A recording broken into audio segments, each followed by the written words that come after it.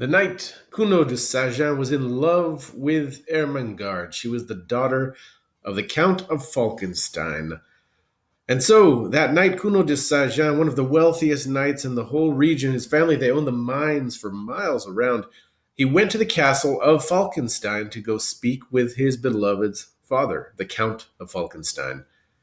Well, the Count never liked the knight, so the Count saw him and brought him into his chamber. He took him out to a balcony, and he showed him a mountain in front of the balcony, and he pointed at that mountain. Right up at the top, he said, "Do you see that chateau at the top of the mountain? Well, that's my chateau. And I'm tired of hiking up that mountain when I want to go to my chateau. I go hike up, I pass the chapel and everything. I'm tired of it. I'm an old man. So I'll tell you what, if you can build me a road that I can ride my horse up to the top of that mountain, my daughter's hand is yours." Well, the Knight de Saint-Jean, he was overjoyed. That's great news. He said, "Okay, how long do I have to build that road?"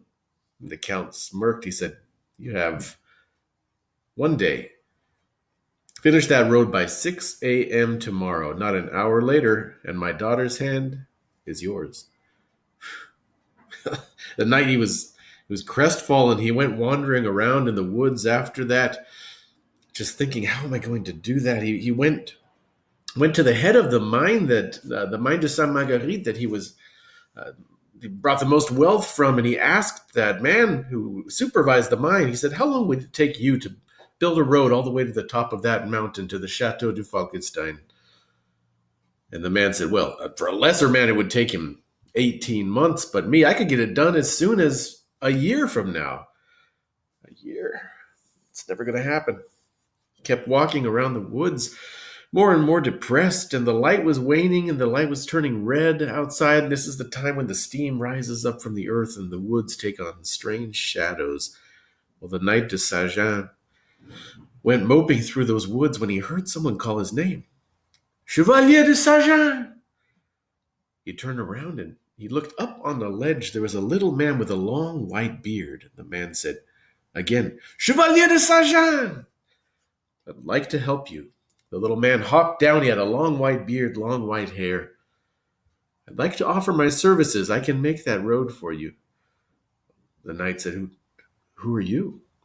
The little man said, "I am the chief, the captain, the lord of the lutins, of the people who live deep within the mountain, the gnomes." The knight heard that. He crossed himself. "Mon Dieu."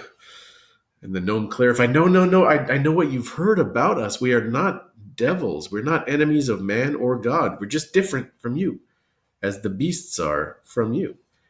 We're different, and we have 1,000 means and ways that you do not know. I can make that road for you." The knight looked down at him. He said, "How long would it take you?" "Just an hour." "An hour?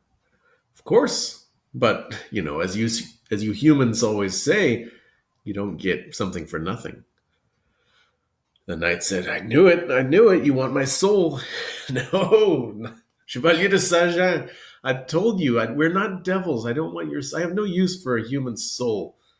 All I want is one thing, just one favor from you." And he looked him in the eye. He said, "Please stop the work of those mines." "Stop my mines? The mines, that's the source of all my family's wealth."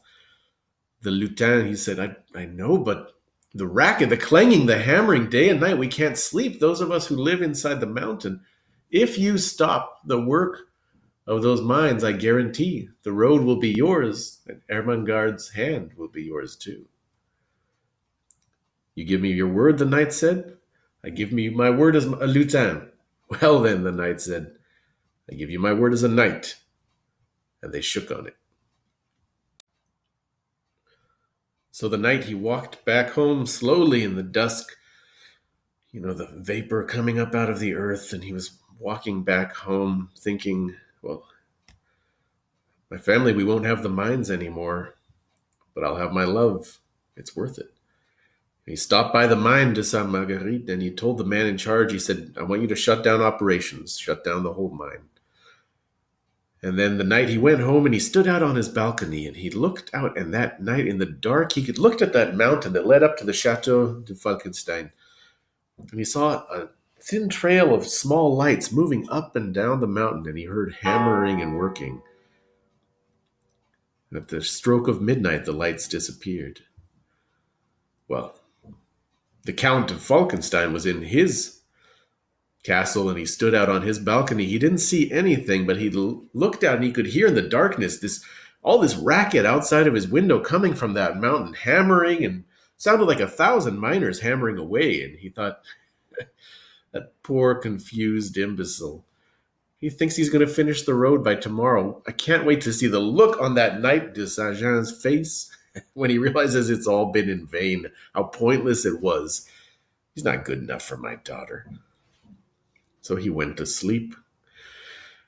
And he slept like a baby, but at 6 a.m, his daughter, Ermengarde, she came running in. She woke him up. Father, father, come here. You have to see this. She dragged him, pulled him out to the balcony. She said, look. He looked. He couldn't believe his eyes. The road was finished. It was a beautiful, paved, elegant road, snaking back and forth, plenty of switchbacks so his horse wouldn't tire, going all the way up to the top of the mountain where his chateau was. His daughter said, look, then here comes the Knight de Saint-Jean. He's coming riding up to see you. Well, the Count, he put something on and he had to receive the knight. He had no choice. And the knight pointed out the road. He said, do you see that? I made good on my promise. Will you make good on yours? There was no other choice. The Count looked at him, looked at his daughter, and he said, a nobleman is only as good as his word. Let's go right now. We'll ride up that road, ride up to the chapel, halfway up the mountain. You can marry my daughter right now. Well, they did. Weeks after that, the knight, he went back to the mine, to the boarded up entrance of the mine of Sainte Marguerite, for old time's sake, to visit it. And as he was looking around the mine, he noticed something on the hillside glistening. He picked up an old discarded tool. He went and picked away at the hillside. It was a vein of pure solid gold, enough to make 100 men rich. He heard a sound behind him. He turned and looked, and there stood that gnome, again, the king of the gnomes. The gnome took off his hat and bowed. My repayment for your kindness. And with that, he disappeared into the earth, just like the ground had vanished beneath him. Well, the knight and his wife Ermengarde, they lived off of that gold for the rest of their lives. And that road, people still ride up and down that road to this very day. You can go and ride on it too. Now, the people who live inside the mountain, the people of the forest, the gnomes, the elves, the dwarves, there are still folks who think that they're devils.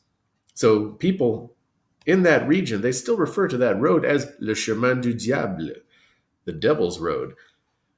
But that's a misnomer, because as the gnome told the Knight de Saint-Jean, we are neither angels nor devils. We are just different, as you are different from the beasts. And we have ways and means that you humans cannot possibly understand. The Gnome's Road or the Devil's Road. My interpretation of a story by Alexandre Dumas in his book Contes et légendes des grands chemins, a collection of folk tales and legends that he collected during his travels.